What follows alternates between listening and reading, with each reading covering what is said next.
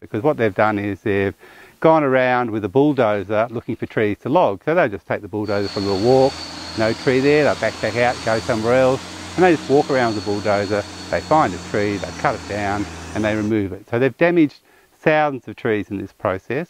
Forestry knows this, that they've logged here in an endangered ecological community. They've been covering this up.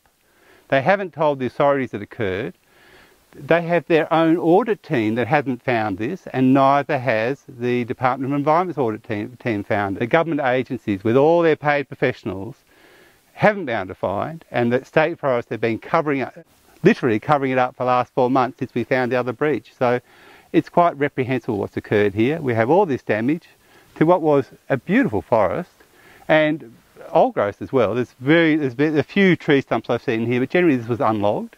So it was good, high quality, old growth, floodplain forest, endangered ecological community, most of which is really heavily disturbed. So this is even more significant.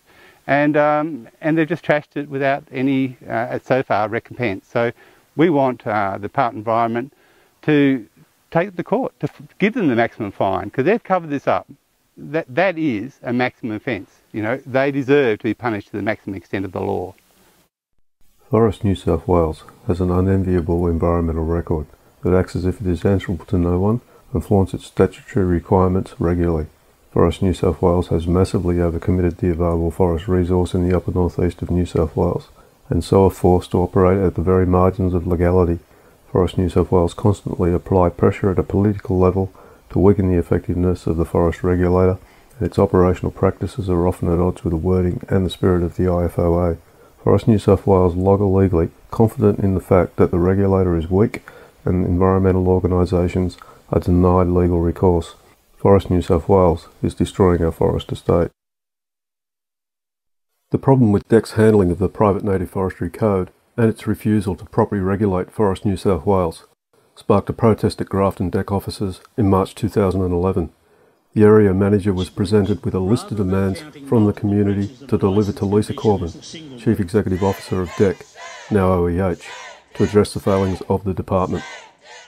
Our once great conservation agency has been captured by the dark forces, and they no longer see their primary objective as protecting the environment and protecting threatened species. Conservation groups last year were absolutely appalled when our conservation agency decided it would legitimise logging in endangered ecological communities.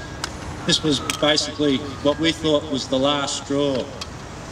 But recent further revelations have, in regard to private forestry, have caused conservation groups to lose all faith in DEC's ability to protect the environment during logging operations.